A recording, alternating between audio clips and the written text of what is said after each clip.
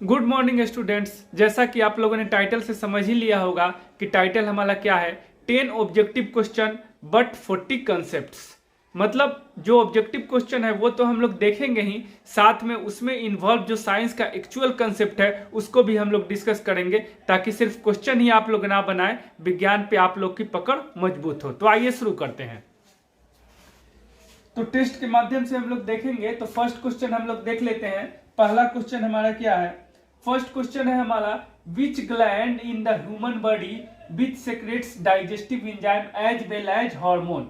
ये क्वेश्चन है कि हमारे बॉडी के अंदर ऐसा कौन सा ग्लैंड है जो डाइजेस्टिव एंजाइम और साथ ही साथ हार्मोन भी सेक्रेट करता है। तो सबसे पहले तो हम लोग को समझना होगा कि ग्लैंड क्या होता है। तो बॉडी के अंदर कोई भी पार्ट जिससे अगर सेक्रेशन हो उसको हम लोग क्या बोल सकते हैं? ग्लैंड बोल सकते हैं। जैसे हम लोग के अंदर स्वेट का सेक्रेशन हो रहा है तो उसको स्वेट ग्लैंड बोलेंगे। जैसे मिल्क क्या है? मिल्क भी मेमरी ग्लैंड से सेक्रेट हो रहा है। आया बात समझ? तो किसी तरह का अगर कोई सेक्रेशन हो रहा है ना बॉडी में, तो निश्चित रूप से किसी ना किसी ग्लैंड से होगा। इससे हम लोग क्या समझते हैं कि gland is responsible for the secretion with in the body. आइए अब क्वेश्चन देखते हैं। क्वेश्चन हमारा कहता है कि वो कौन सा ग्लैंड है जो डाइजेस्टिव एंजाइम तो सेक्रेट करता ही है, साथ में हार्मोन भी सेक्रेट करता है। अब ऐसा ग्लैंड जो एक साथ दो दो चीजों को सेक्रेट करे, वैसे ग्लैंड को हम लोग यूजुअली क्या बोलते हैं? Mixed gland. क्या बोलते हैं बच्चों? Mixed gland. तो क्वेश्चन हमारा इनडायरेक्टली पूछा जा रहा है कि which one of them is a mixed gland. तो आइए हम देख लेते हैं। पहला हमारा क्या है? पेंक्रियाज। दूसरा हमारा क्या है? ओवरी। और तीसरा क्या है? थायराइड। और फोर्थ वन क्या है? टेस्टिस। ओके बच्चों, अब देखिए, क्योंकि अगर हम लोग बात कर रहे हैं पेंक्रियाज की, तो पेंक्रियाज से हम लोग को क्या सेक्रेशन मिलता है? Pancreatic juice. पेंक्रियाज से हम लोग को पेंक्रिएटिक जूस मिलता है ना, और ये पेंक्रिएटिक जूस डाइजेशन में हेल्प करता है। साथ ही साथ पेंक्रियाज से इंसुलिन नामक हार्मोन भी सेक्रेट होता है। और भी हार्मोन है, ग्लूकागॉन सेक्रेट होता है, बहुत सारा हार्मोन है जो कि पेंक्रियाज के आइलेट ऑफ लैंगरहैंस से सेक्रेट होता है। यानी हम लोग का आंसर कौन हो जाएगा? First one is correct answer. इससे डाइजेस्टिव एंजाइम भी और हार्मोन भी सेक्रेट हो रहा है। ओवरी से ओवेरियन हार्मोन का सेक्रेट होता है। थायराइड से थायरोक्सिन हार्मोन का सेक्रेट होता है। और टेस्टिस से टेस्टोस्टेरोन का सेक्रेशन होता है। ठीक है, आइए अब नेक्स्ट क्वेश्चन हम लोग देखते हैं। हमारा नेक्स्ट क्वेश्चन क्या है बच्चों? Which is the first step of photosynthesis. Photosynthesis का फर्स्ट स्टेप क्या है? ऑप्शन क्या है? Excitation of electron of chlorophore, formation of OTP, attachment of CO2 to 5 carbon sugar and ionisation of water. तो first step of photosynthesis. Photosynthesis होता क्या है? Photosynthesis में जो ग्रीन प्लांट होते हैं वो अपना फूड बनाते हैं with the help of light. यानी सबसे ज्यादा इंपॉर्टेंट क्या है फोटोसिंथेसिस के लिए? लाइट है। लाइट, ठीक है। विदाउट लाइट फोटोसिंथेसिस होगा क्या? नहीं होगा। अब अगर हम लोग इसको थोड़ा माइन्यूट देखें तो लाइट से हम लोग दे क्या रहे हैं? एनर्जी ही तो दे रहे हैं। क्लियर है ना बच्चों? अब देखिए, अब एक जनरल कंसेप्ट है जो आप लोग समझ लीजिए। कोई भी मैटर ले लीजिए, कोई भी एलिमेंट लीजिए या कोई भी मैटर लीजिए, अगर हम लोग उसमें डालेंगे लाइट तो क्या होगा? आइए इसको देख लेते हैं। अगर कोई भी मैटर हम लोग लेंगे, उसका एलिमेंट लेंगे, तो निश्चित रूप से उसका जो स्मॉलेस्ट पार्टिकल होगा उसको हम लोग क्या बोलते हैं? एटम। ठीक है। अब किसी भी एटम पे अगर एनर्जी दिया जाएगा, एटम में एनर्जी दिया जाएगा तो क्या होगा? जो इस एटम के अंदर तो दो ही चीज है ना बच्चों, आप लोग जानते हैं। सेंटर में क्या है? सेंटर में है प्रोटॉन और न्यूट्रॉन, और ऑर्बिट में चारों तरफ क्या लगा रहा है? इलेक्ट्रॉन चक्कर लगा रहा है। तो जैसे ही एनर्जी दिया गया इस एटम को, तो ये जो इलेक्ट्रॉन होगा आउटर मोस्ट ऑर्बिट का, ये एनर्जी लेके कहां निकलेगा? बाहर निकलेगा। आया बात समझ में? ये सब जगह लागू होगा। कहीं भी अगर एटम में आप एनर्जी दीजिएगा तो जो आउटर मोस्ट इलेक्ट्रॉन होगा वो उस एनर्जी को एब्जॉर्ब करके उस ऑर्बिट से बाहर निकलना चाहेगा। आया बात समझ में? अब फोटोसिंथेसिस में हम लोग क्या कर रहे हैं? आइए इसको अब देख लेते हैं। फोटोसिंथेसिस में एक्चुअली हम लोग क्या किए? लाइट के फॉर्म में एनर्जी दिए प्लांट को, और वो एनर्जी कहां गया? लीफ में, और लीफ से फिर कहां गया? क्लोरोफिल में। तो निश्चित रूप से क्लोरोफिल का जो इलेक्ट्रॉन होगा वो क्या करेगा? वो बाहर निकलेगा, एक्साइट हो जाएगा। तो हम लोग का क्या हो जाएगा आंसर? फर्स्ट वाला ही आंसर हो जाएगा, excitation of electron of chlorophyll. हमारा आंसर कौन सा हो जाएगा बच्चों? Excitation of electron of chlorophyll.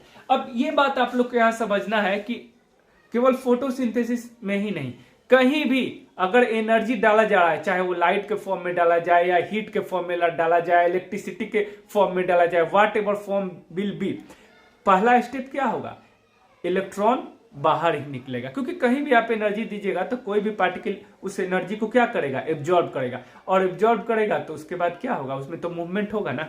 I clear है यहाँ? आइए अब नेक्स्ट देखते हैं। नेक्स्ट वन क्या है, in which kind of respiration more energy is released. Question पूछा जा रहा है कि किस तरह के रेस्पिरेशन में, श्वसन में सबसे ज्यादा एनर्जी निकलती है, मोर एनर्जी इज रिलीज्ड। तो रेस्पिरेशन होता है क्यों है, रेस्पिरेशन एनर्जी के लिए होता है। हम लोग बात करते हैं ना कि अगर माइटोकॉन्ड्रिया की बात करते हैं तो वहां हम लोग क्या बोलते हैं, powerhouse of the cell. Powerhouse of the cell क्यों बोल रहे हैं, क्योंकि वहां पे पावर जनरेट हो रहा है। पावर जनरेट वहां किस फॉर्म में हो रहा है, एटीपी के फॉर्म में हो रहा है, इसीलिए तो हम लोग एटीपी को बोलते हैं energy currency of the cell. और वो जो एटीपी जनरेट होता है वो किस कारण से हो रहा है, रेस्पिरेशन से ही तो हो रहा है ना। अब पूछ रहा है कि ये रेस्पिरेशन का टाइप दिया हुआ है इतना सारा, और पूछ रहा है कि इसमें सबसे ज्यादा एनर्जी किसमें रिलीज होता है। तो जैसा कि हम लोग जानते भी हैं कि two types of respiration are usually, एक जो एयर के प्रेजेंस में हो, O2 के प्रेजेंस में हो, उसको क्या बोलते हैं, एरोबिक रेस्पिरेशन, एरोबिक रेस्पिरेशन। और सेकंड वन जो एयर के एब्सेंस में हो उसको क्या बोलेंगे, anaerobic respiration. And photo respiration is not a part of respiration, not a part of respiration. ये रेस्पिरेशन का पार्ट ही नहीं, इसका नाम है रेस्पिरेशन बट ये नॉट पार्ट ऑफ रेस्पिरेशन। जो हम लोग रेस्पिरेशन पढ़ते हैं ना उसका ये पार्ट ही नहीं है। ओके बच्चों, आइए तो यहाँ पे हमारा आंसर क्या हो जाएगा, एरोबिक रेस्पिरेशन। सबसे ज्यादा जो एनर्जी निकलता है वो किसमें निकलता है, एरोबिक रेस्पिरेशन में। क्लियर है? आइए नेक्स्ट क्वेश्चन देखते हैं। नेक्स्ट क्वेश्चन क्या है, विच is the vestigial part of human alimentary canal.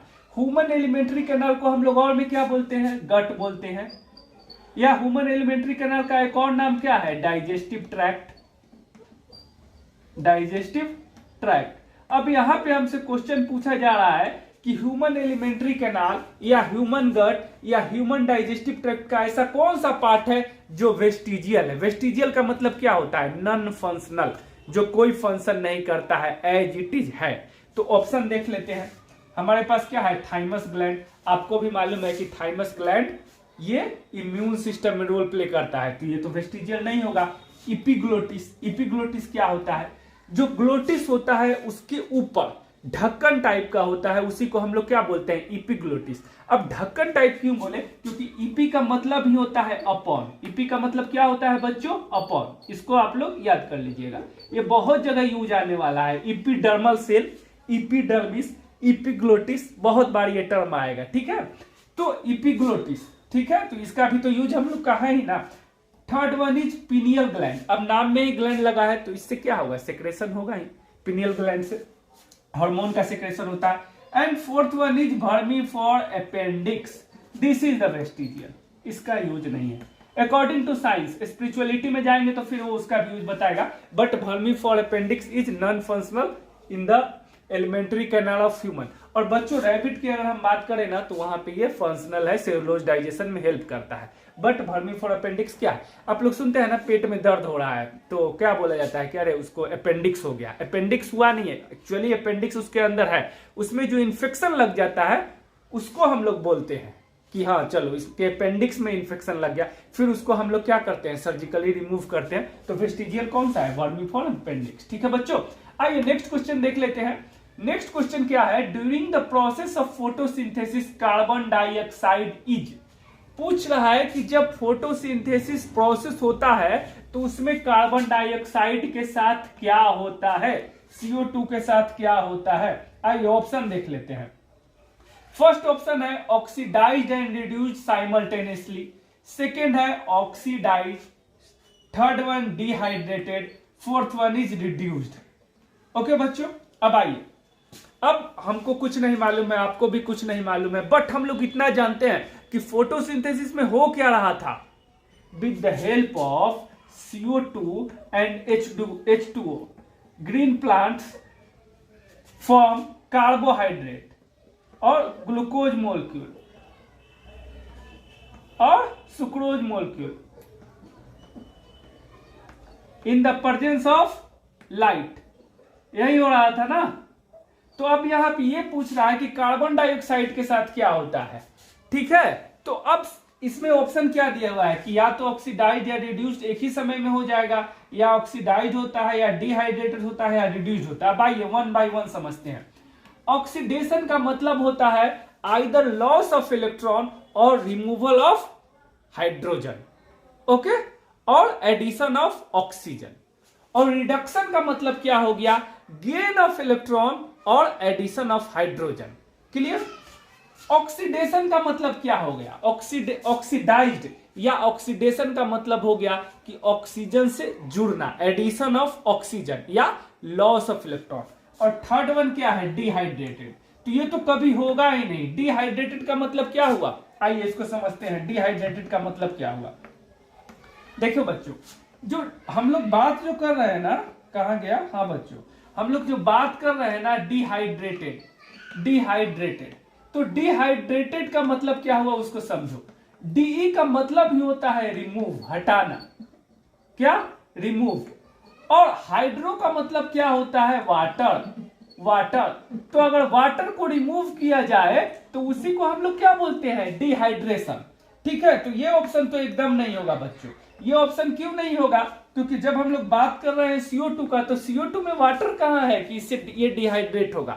अभी हम लोग क्या बोलते हैं, हम लोग का पेट खराब होता है तो बोलते हैं नाले डिहाइड्रेशन हो गया। मतलब क्या, हमारे बॉडी से वाटर रिमूव हो रहा है, हमारे बॉडी से वाटर लॉस हो रहा है। क्लियर है ना बच्चों। तो ये तो ऑप्शन होगा नहीं। Fourth one is reduced. Reduced में क्या है कि मैंने बोला ना, रिडक्शन किसको बोलेंगे, हाइड्रोजन के साथ जुड़ना। अब यहां हम लोग देख लेंगे तो H2O में तो ऑलरेडी हाइड्रोजन है, CO2 में ही ना हाइड्रोजन नहीं है, तो यही CO2 के साथ हाइड्रोजन आके जुड़ता है, तो ये हमारा प्रोडक्ट बन जाता है क्या, ग्लूकोज या सुक्रोज। दोनों अलग अलग प्रोडक्ट है। ये डाइसेकेराइड है और ये मोनोसेकेराइड है। यूजुअली डाइसेकेराइड ही प्रोड्यूस होता है। क्लियर है। तो हमारा आंसर कौन सा हो जाएगा, CO2 is reduced. Why reduced? Because H2 is combined and carbohydrate in the form of sucrose is produced during photosynthesis by the green part of the plant. Okay? आइए नेक्स्ट क्वेश्चन देख लेते हैं बच्चों। Name the enzyme present in human saliva. Clear है बच्चों। तो देखिए, carbohydrate का डाइजेशन सबसे पहले कहां स्टार्ट होता है, माउथ में स्टार्ट होता है। और किस एंजाइम से होता है, उस एंजाइम का नाम है salivary amylase. Salivary amylase, amylase, ठीक है। तो कह रहा है कि आप उस एंजाइम का नाम बताइए जो सलाइवा में होता है। तो वो एंजाइम कौन सा है, सेलिवरी अमाइलेज। आइए देखते हैं ऑप्शन में है क्या ये। ऑप्शन देखिए, ऑप्शन में पेप्टाइडेज, तो ये तो नहीं होगा क्योंकि ये प्रोटीन का डाइजेशन करता है, पेप्टाइड का डाइजेशन करता है। पेप्सिन, ये भी नहीं होगा, ये भी प्रोटीन का डाइजेशन करता है। लाइपेज, ये लिपिड या फैट का डाइजेशन करता है, तो ये भी नहीं होगा। Next one is ptyalin. अब तो ऑप्शन में तो है ही नहीं सेलिवरी अमाइलेज। अब हम क्या करें, बताओ अब क्या करें हम। एक्चुअली सेलिवरी अमाइलेज का ही एक स्पेशल नाम है जिसको हम लोग क्या बोलते हैं, टाइलिन। क्लियर है। तो इसलिए हमारा आंसर कौन सा हो जाएगा बच्चों, what will be our answer, our answer will be ptyalin. क्या हो जाएगा, टाइलिन। क्लियर है। नेक्स्ट क्वेश्चन देखते हैं। Where does the oxygen liberated during photosynthesis come from. ये क्वेश्चन आ रहा है कि जो ऑक्सीजन निकलता है फोटोसिंथेसिस के द्वारा वो कहां से आता है। तो सिंपल वन लाइन में इसका आंसर है by the photolysis of water. कहां से आता है बच्चों, by the photolysis of water. Oxygen which is liberated during photosynthesis come from photolysis of water. कहां से आता है ये ऑक्सीजन, फोटोलिसिस ऑफ वाटर। अब फोटोलिसिस का मतलब क्या है, फोटो मीन्स लाइट, कहीं भी फोटो मीन्स लाइट। लाइट के पार्टिकल को हम लोग फोटोन बोलते हैं ना, तो इसलिए फोटो मीन्स लाइट। लाइसिस का मतलब ही होता है क्या, ब्रेक डाउन। ठीक है, लाइसिस का मतलब ही ब्रेक डाउन होता है। तो कहीं भी बॉन्ड ब्रेकिंग हो तो लाइट, तो उसको हम लोग क्या बोलेंगे, लिसिस। अगर लाइट के हेल्प से हो तो उसको बोलेंगे फोटोलिसिस। तो फोटोसिंथेसिस में जो ऑक्सीजन आता है वो कहां से आता है, फोटोलिसिस ऑफ वाटर, यानी वो ऑक्सीजन आता है H2O से। ठीक है, तो इसका आंसर क्या हो जाएगा बच्चों, बताइए इसका आंसर क्या हो जाएगा। Where does the oxygen liberated during photosynthesis come from? Water. B इसका आंसर हो जाएगा H2O से। ठीक है, तो और ऑप्शन देखने का कोई जरूरत ही नहीं है। CO2 तो रिड्यूस्ड होता है, ये तो बताएंगे। आइए नेक्स्ट क्वेश्चन हम लोग देखते हैं। Name the tissue in a leaf where plastids are present. बहुत अच्छा क्वेश्चन है, ऑप्शन देख लेते हैं। Endodermis, epithelial cell, mesophyll, mitochondria. Question क्या है, name the tissue in a leaf plastids are present. अब देखिए माइटोकॉन्ड्रिया तो पहले ही गलत हो जाएगा, क्योंकि आपसे पूछा जा रहा है टिश्यू का नाम, और mitochondria is not a tissue. Mitochondria is neither a tissue nor a cell, it is a cell organelle. Cell organelle, तो ये तो ऐसे ही गलत हो जाएगा, इसमें तो सोचना ही नहीं है, क्योंकि आपसे तो टिश्यू पूछा जा रहा है ना। अब आइए, ये भी नहीं होगा, क्योंकि ये क्या है, सेल। आपसे तो टिश्यू पूछा जा रहा है, अब आपके पास दो टिश्यू बच रहा है, एंडोडर्मिस और मेजोफिल। ठीक है, तो एंडोडर्मिस तो ह्यूमन में न पाया जाएगा, ऐसे प्लांट में भी होता है। अब आइए इसको हम लोग समझ लेते हैं तो क्लियर हो जाएगा। देखिए एक्चुअली फिल जो है ना, इसका मतलब ही होता है लिफ। ये समझ लीजिए, यही यहाँ पे है PHYLL। फाइल कहीं भी मिले ना, आप लोग इसको लिफ से जोड़ सकते हो, जैसे फाइलोड, क्लोरोफिल। कहां क्लोरोफिल होता है, लिफ के अंदर ही ना होता है। फाइलोड, मेजोफिल, तो आंसर इसका क्या हो जाएगा, मेजोफिल। क्लियर है बच्चों, प्लास्टिड्स कहां होंगे, मेजोफिल में। क्लियर है ना। आइए नेक्स्ट क्वेश्चन हम लोग देख लेते हैं। The biological process that occur continuously in our body. Question पूछ रहा है कि वो बायोलॉजिकल प्रोसेस के बारे में बताइए जो हमारे बॉडी में कंटिन्यूअस होता है, यानी कोई ऐसा प्रोसेस जिसके बिना हम लोग जीवित नहीं रह सकते हैं। तो अगर हम लोग खाना नहीं खाएं तो निश्चित रूप से हम लोग खाना नहीं खाएं तो डाइजेशन नहीं होगा, खाना नहीं खाएंगे तो एक्सक्रीशन नहीं होगा, लेकिन हम लोग सांस लिए बिना जीवित रह सकते हैं क्या, यानी रेस्पिरेशन ऐसा प्रोसेस है जो हमारे बॉडी में कंटिन्यूअस होना ही चाहिए। ओके बच्चों, तो आइए अब ऑप्शन देखते हैं। ऑप्शन क्या है, स्वेटिंग। ठीक है, बिना स्वेट किए भी हम लोग जीवित रह सकते हैं। डाइजेशन, नहीं खाना खाएं तो भी हम लोग कुछ दिन जी सकते हैं। रेस्पिरेशन, तो आंसर क्या हो जाएगा, रेस्पिरेशन। खाएंगे नहीं तो एक्सक्रीट क्या करेंगे, तो इसका आंसर क्या होगा बच्चों, रेस्पिरेशन। नेक्स्ट क्वेश्चन देखते हैं। What is the mode of nutrition in fungi. Fungi में मोड ऑफ न्यूट्रिशन क्या होता है। ठीक है, तो जैसा कि हम सभी जानते हैं फंजाई आर हेट्रोट्रोप्स। क्या होता है, हेट्रोट्रोप्स, मतलब ये खाना खुद से नहीं बनाते हैं बच्चों, ये खाने के लिए दूसरे प्लांट पे या एनिमल पे डिपेंड रहते हैं, that's why they are known as heterotrophs. Clear है। आइए ऑप्शन देख लेते हैं। हमारा ऑप्शन देखिए, ऑप्शन क्या है, ऑप्शन है ऑटोट्रोफिक, हेट्रोट्रोफिक, पैरासिटिक, सेप्रोफिटिक। तो हमारा आंसर क्या हो जाएगा, हमारा आंसर हो जाएगा हेट्रोट्रोफिक। क्लियर है बच्चों। ठीक है, अब आइए, ये बहुत अच्छा क्वेश्चन है बच्चों, बहुत अच्छा क्वेश्चन, इसको ध्यान से देखिए। एक ऑप्शन क्या है, ऑटोट्रोफिक, वो तो नहीं होगा। दूसरा ऑप्शन क्या है, हेट्रोट्रोफिक, वो सही है। तीसरा ऑप्शन क्या है, पैरासिटिक, वो भी नहीं होगा। थर्ड क्या है, सेप्रोफिटिक। आइए समझिए, इसमें बहुत मजा आएगा, इसमें बहुत कुछ सीखने को मिलेगा। अब आइए, हेट्रोट्रोफिक का मतलब क्या हुआ बच्चों, हेट्रोट्रोफिक का मतलब हो गया कि जो भी ऑर्गेनिज्म है वो अपना भोजन खुद से नहीं तैयार कर रहा, वो अपना भोजन के लिए दूसरों पे डिपेंड कर रहा। अब दूसरों पे डिपेंड करेगा तो हमारे इन्वायरमेंट में सिर्फ दो ही ऑर्गेनिज्म है जिन पे कोई डिपेंड कर सकता है। क्या है बच्चों, आइदर प्लांट और एनिमल। इन्हीं पे डिपेंड करेगा ना। अब इन पे भी डिपेंड करेगा तो वो दो तरह से इनको खा सकता है, या तो जीवित ही खाएगा या फिर जब सड़ जाए, गल जाए, मर जाए तब खाएगा। ठीक है, तो जीवित खाएगा तो लाइव बोल देंगे कि वो लाइव ही खा रहा है। जैसे मान लीजिए शेर है तो वो जिंदा बकरी को खा जाएगा, खाता है ना। लेकिन यहां ये क्या होता है, अगर ये हो जाएगा प्लांट या एनिमल अगर डेड कर जाए तो इसको क्या बोलेंगे, डेड डिकेइंग मैटर बोलेंगे ना बच्चों, dead decaying matter, dead decaying matter बोलेंगे। क्लियर है ना यहां तक, इसको क्या बोलेंगे, डेड डिकेइंग मैटर। और एनिमल के केस में भी अगर ये डेड हो जा रहा है तो इसको हम लोग सेम बोलेंगे, डेड डिकेइंग मैटर। मतलब मर गया अब सड़ रहा है, मरा तो पहले ही अब डिके हो रहा है, तो डेड डिकेइंग मैटर। तो ये डेड डिकेइंग मैटर किसका हो जाएगा बच्चों, प्लांट का, और ये क्या हो जाएगा, एनिमल का। क्लियर है। अब देखो यहां पे समझने वाला है, कोई भी ऑर्गेनिज्म अगर वो डेड डिकेइंग मैटर प्लांट से न्यूट्रिशन ले रहा है तो वैसे ऑर्गेनिज्म को बोलेंगे सैप्रोफिटिक। क्या बोलेंगे, सैप्रोफिटिक। और वैसा ऑर्गेनिज्म जो डेड डिकेइंग एनिमल मटेरियल से न्यूट्रिशन ले रहा है या उसी पे जीवित है तो उसको क्या बोलेंगे बच्चों, सैप्रोजोइक। क्या बोलेंगे, सैप्रोजोइक। आया। अब यहां पे देखिए, यहां क्या समझना है, यह समझना है कि फंजाई तो मेरा हेट्रोट्रोप्स है ही, लेकिन हेट्रोट्रोप्स में भी ये कैसा है, ये सैप्रोफिटिक है। हेट्रोट्रोप्स में भी कैसा है बच्चों, ये हेट्रोट्रोपिक में भी सैप्रोफिटिक है। आके देखिए तो क्या ऑप्शन में सैप्रोफाइट है क्या, देखिए बहुत अच्छा क्वेश्चन हो गया। अगर ऑप्शन में सैप्रोफिटिक है तो हम लोग टिक क्या मारेंगे, सैप्रोफिटिक, क्योंकि इसमें भी स्पेशलाइज है। क्लियर है बच्चों? आइए अब नेक्स्ट क्वेश्चन देखते हैं, और लगता है कि हो गया।